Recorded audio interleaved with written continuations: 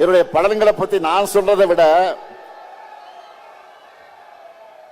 இந்த பயன்களை பத்தி நான் சொல்றதை விட கோடிக்கணக்கான மக்களை தினமும் சொல்லிக்கிட்டு இருக்கிறாங்க.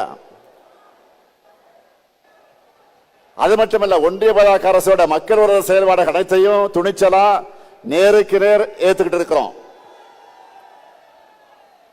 தொகுதி மறைவரன்னு சொன்ன உடனே அதை எதிர்த்து நிற்கிறோம்.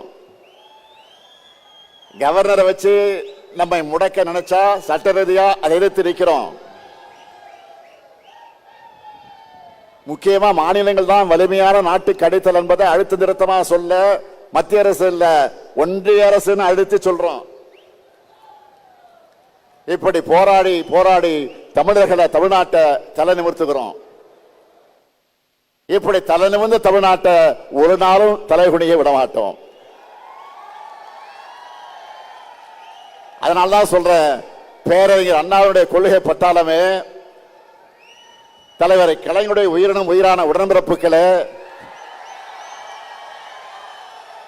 தனி நபர்கள் தோன்றுவார்கள் மறைவார்கள், கட்சிகள் வரும் போகும், ஆனா தமிழ்நாட்டினுடைய தனிப்பெருமை நிரந்தரமானது. தமிழ் மொழியுடைய சீரழிமை நிரந்தரமானது.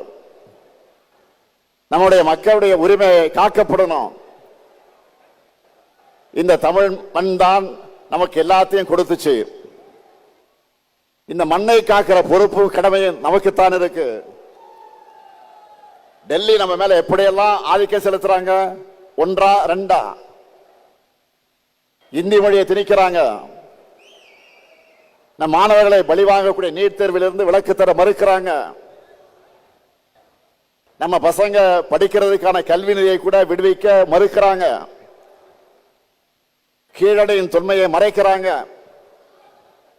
வாக்காளர் பட்டியல் திருத்தம் என்ற பெயர்ல நம்மோட வாக்குரிமையை பறிக்கிறாங்க. ஆனால் அன்னாலும் சரி இன்னாலும் சரி என்னாலுமே அடக்கு முறைக்கு இங்கே நோ என்ட்ரி தான். ஆதிக்கத்துக்கு இங்கே நோ என்ட்ரி தான். திணிப்புக்கு இங்கே நோ என்ட்ரி தான். மொத்தத்தில் இங்க பாஜகவுக்கு நோ என்ட்ரி தான். இது பெரியார் அண்ணா கலைஞர் செதுக்கின தமிழ்நாடு. 3 முறை ஒன்றியத்தை தொடர்ந்து ஆட்சி அமைச்சோம். தமிழ்நாட்டில் மட்டும் உங்களுடைய மோடி மஸ்தான் மேல பலிக்கலையே. இன்னுமா எங்களை பத்தி உங்களுக்கு தெரியல? இங்க இருக்கவங்களுக்கு மட்டும் இல்ல, இந்த 30 விழாவை டிவியில சோசியல் மீடியால பார்த்துக்கிட்டு இருக்கக்கூடிய ஒவ்வொருத்தருக்கும், குறிப்பா இளைஞர்களுக்கு சொல்றேன், தலைமுறை தலைமுறையா நாம போராடி எத்தனையோ பேர் உயிர் தியாகம் செஞ்சு பெற்று தந்த உரிமைகள் எல்லாம் நம் முன்னாடியே பறிபோக அனுமதிக்கலாமா? பாஜகவை போய் நாம தடுத்து நிறுத்தலனா அடுத்த மாநிலங்களே இருக்கக்கூடாது என்பதை நோக்கித்தான் நகருவாங்க. ஏற்கனவே காஷ்மீர் அதுல ட்ரையலை பார்த்துட்டாங்க. எப்படி இந்தி மட்டுமே ஆட்சி மொழின்னு ஒரு நிலை உருவானப்போ தமிழ்நாடு போராடி மொழி போர் நடத்தி ஒட்டுமொத்த இந்தியாவை காப்பாத்திச்சோ, அதே மாதிரி இப்போ ஒரு உரிமை போரை நடத்தி நாட்டை காப்பாற்ற வேண்டிய வரலாற்று கடமை நமக்கு இருக்கு. நாம் இதை செய்யலன்னா நம்ம குழந்தைகளுடைய எதிர்காலம் என்ன ஆகும்? இதுக்கு போராடவில்லை என்று சொன்னால் எதற்கு போராடுவது? இதுதான் முக்கியம். இந்த போராட்டத்தில் முன்கள வீரனா உங்க கூட 23 வயசுல எமர்ஜென்சி எடுத்து ஜெயிலுக்கு போன இந்த முத்துவேல் கருணாநிதி ஸ்டாலின் இருக்க. இந்த மேடையில் என்று உறுதியோடு சொல்றேன், நம்ம தாய்மார்கள், சகோதரிகள், உழவர்கள், இளைஞர்கள், உழைப்பாளர்கள் எல்லோரும் நல்லெண்ணையும் காக்க தொடர்ந்து உழைப்பேன். தமிழ்நாட்டுடைய ஒவ்வொரு குடும்பத்துக்கும் ஒவ்வொரு மாவட்டத்துக்கு தேவையானதை தொடர்ந்து பார்த்து பார்த்து செஞ்சு கொடுப்பேன். நமக்கு துணையா பெரியார், அண்ணா, கலைஞர் அவர்கள் விதத்த என உணர்வு நம்மிடத்தில் இருக்கு. 8 கோடி தமிழ் மக்களோட ஆற்றலும் ஆதரவும் நமக்கு பக்கபலமாக இருக்கு. இதே உறுதியோடு போராடுவோம். இப்ப நாம முன்னெடுக்கிற போராட்டம் ஒரு கட்சிக்கான போராட்டமோ,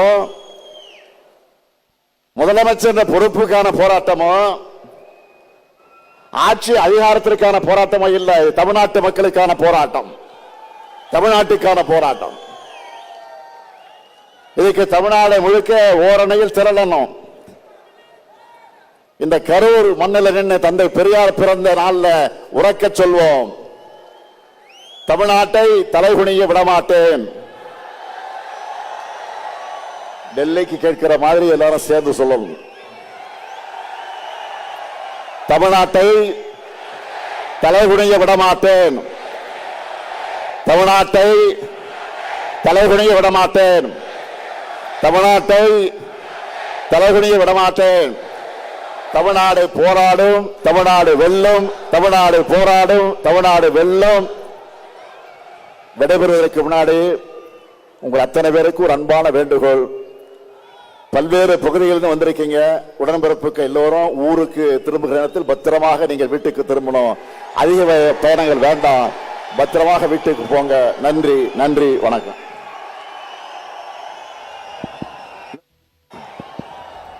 இன்னொரு அறிவிப்பு. இங்கே விருது பெறக்கூடிய, விருது பெற்றிருக்கக்கூடிய தங்கை கனிமொழி அவர்கள், அவருக்கு தலைமை கழகத்தின் சார்பில் 3 லட்சம் ரூபாய் நிதி வழங்கப்பட்டது.